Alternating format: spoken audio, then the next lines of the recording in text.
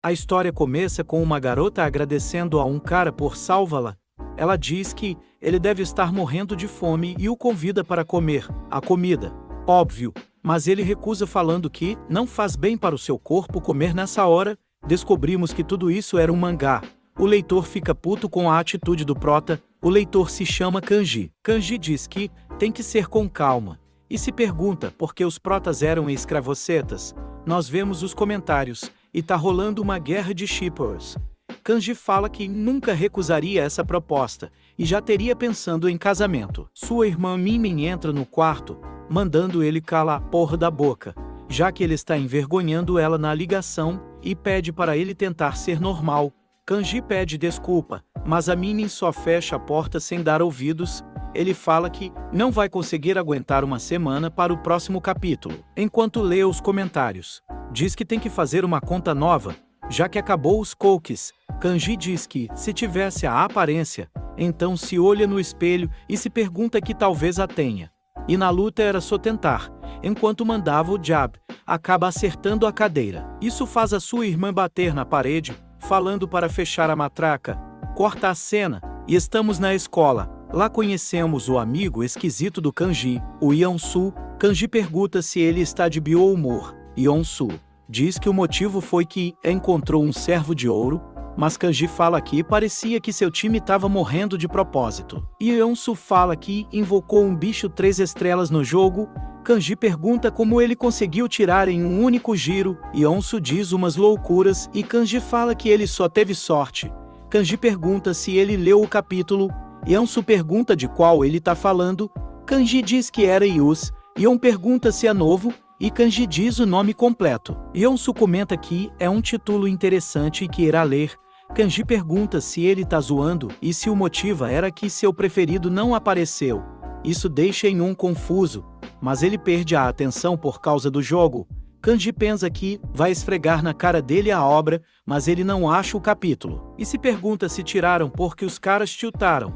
A professora pede para fazer em silêncio, já que eles têm uma nova aluna, e pede para ela entrar. Ela se apresenta como Yudahi. Ela fala que seu pai é inglês e que fez o primário na Coreia. Então já sabia falar japonês. Os alunos já começaram a babar. Kanji fica um pouco perplexo, enquanto Yudahi fala que está ao cuidado deles. A professora pede para todos ficarem em silêncio. Kanji dá um grito, e isso deixa todos surpresos. Yeon pergunta se Kanji a conhece. Kanji pensa que sabe de tudo, que ela era a heroína do mangá, que ela foi a primeira que ele escolheu. Kanji pergunta como ela está aqui, e pensa que era um cosplay, mas que não fazia sentido. A professora pergunta se o Dari o conhecia, mas ela diz que não sabe quem é. Então agora é hora do almoçar. Yeon-su pergunta se Kanji não está com fome, que ele tem agido estranho, e se o motivo era ciúmes por causa das coisas dele no jogo. Mas Kanji fala que ele pode ir na frente. Kanji faz um resumo geral, e diz que primeiro, a heroína número 1 saiu do mangá, segundo, tudo sobre o mangá sumiu, e 3 que ninguém além dele sabe disso. Kanji se pergunta se ele questionar Yudahi, ela irá saber de algo. E o mais importante era que ela era realmente cativante. Yudahi percebe Kanji, e vai em direção a ele. Ela pergunta se já se conheceram, mas Kanji diz que não. Então Yudahi pergunta o porquê dele estar nervoso. Mas Kanji nos conta que faz tempo que não fala com uma fêmea, e Yudahi diz que estava pensando em tudo que aconteceu, que é ruim de memória, e já estava esquecendo das pessoas do passado. Então Kanji começa a descrever detalhadamente o passado dela. Isso faz Yudahi ir um pouco para trás, e pergunta como ele sabe isso tudo sobre ela. Kanji se auto-xinga, e diz que seria estranho ele saber de uma amiga de infância da Yudahi. Ele tenta desconversar dizendo que estava pensando alto, e que era ele que gostava de chocolate branco. As pessoas ao redor o julgam. Quando Yudahi pergunta quem ele era, 2 caras chegam e perguntam se ela já foi na cantina. Eles se apresentaram com Shun e Lee. Shun pergunta se ela não quer ir com eles. Enquanto eles iam, Shun dá um olhar de raiva para Kanji, que pensa que está um pouco hesitado. O motivo? Eu não sei. Kanji acha que, por saber tudo sobre Yudahi, ele vai poder se aproximar dela, mas pensa que a vida dele é uma merda. Vamos para a internet, onde Kanji faz uma publicação explicando a situação, mas ninguém leva ele a sério. Ele xinga, mas diz que já esperava isso. E bem, nem ele acreditaria, a mãe dele o chama, enquanto ele pensa que não conseguiu falar com Yudahi, e sua mãe, mais irritada, o chama de novo. Chegando lá, ela pede para ele ir no mercadinho comprar ketchup. Kanji pergunta por quê, já que para ele os ovos já estavam bom, mas Minmin diz que ela quer, e pede para ele ir, já que só fica jogando. Mas Kanji pensa que ela faz a mesma coisa. Ele vai ao mercadinho e faz as compras, enquanto caminhava de volta para casa. Kanji pensa que, por causa da manhã caótica, ele não percebeu que a transferência de Yudahi é o primeiro capítulo, então ele se pergunta se a lojinha do mangá também foi transferida para seu mundo. Kanji questiona o que aconteceu no primeiro capítulo, já que faz tanto tempo que leu, mas pensa que não deve ter acontecido nada importante. Então do nada Yudahi cai do céu em cima do carro. Isso deixa as pessoas assustadas. Isso faz Kanji se lembrar. Ele explica que o mangá é um clássico romance, onde o protagonista salva 6 garotas de diferentes perigos, e o primeiro perigo de Yudahi era o arco dos perseguidores, onde Yudahi é confrontada por um perseguidor e o prota a salva. Mas diferente do mangá, ali não tinha protagonista. As pessoas ligam pro SAMU. Kanji se ajoelha e pensa que não era para isso acontecer, que Yudahi era apenas uma garota inocente. Enquanto ele se revoltava, o tempo congela e volta para o início da aula. Isso deixa Kanji confuso. A professora pede para a nova aluna entrar, e Yudahi se apresenta de novo. Kanji se pergunta se aquilo tudo é real, se ele realmente voltou no tempo. A professora diz que isso era tudo, então chama o Pestinha para ir com ela. O Kanji tenta dizer que era um mal-entendido, mas ela diz sem desculpas. Kanji pensa que deve ter um limite para tanto Jojo, ele literalmente volta no tempo, mas se sente aliviado por isso ter acontecido, e se pergunta como ele poderia evitar aquilo. A professora dá uma bronca, dizendo que existem regras e blá blá blá. O Kanji só diz que não vai esquecer. Ele pensa que o trabalho de impedir a morte da Yudahi era do protagonista. Dizem que palavra tem poder. Então se pergunta se isso está acontecendo por causa do que disse naquele dia. Mas não importa, já que essa é sua nova realidade. Kanji pensa que não vai ficar parado e irá salvar Yudahi com as próprias mãos. E isso não deve ser difícil, já que ele sabe tudo o que vai acontecer. Na sala, Kanji pensa que se ferrou. Ele explica que escreveu o que lembrava. Yeonsu pergunta se ele está bem, já que está acordado. Ele vê que Kanji estava escrevendo e pergunta se era coisas proibidas, mas Kanji diz que não era nada disso. Yeonsu fala que não precisa ter vergonha, já que ele também escreve diariamente sobre a vida passada dele. Kanji diz que quem tem que sentir vergonha era ele. Yeon fala que o enredo está cheio de buracos, e Kanji pensa que é difícil lembrar dos detalhes, e o maior dos problemas era que ele é muito diferente do protagonista, e aquele rosto, o cara quase conquistou Yudahi só na base da beleza. Ele era outro nível. Ele era um mestre Tai, Kondo, então parar o perseguidor foi pálido para ele. Mas Kanji não conseguiria salvar Yudahi da mesma forma. Kanji pede conselhos para Yeonsu e pergunta se o prota sabe quando, onde e como vai acontecer, como ele poderia parar aquilo. Yeonsu diz que se ele é o prota é só resolver na porrada. Kanji diz que ele é só um estudante normal, mas Yeon fala que se ele é um estudante normal era para ao menos ter magia. Mas Kanji apenas fala que esperava mais. Yeonsu comenta que se o prota sabe tudo isso, não era só fazer a heroína não até tal lugar. Isso deixa Kanji muito feliz. Agradecendo Yeonsu, Yeon diz que estão no meio da sala, e a professora briga com ele de novo.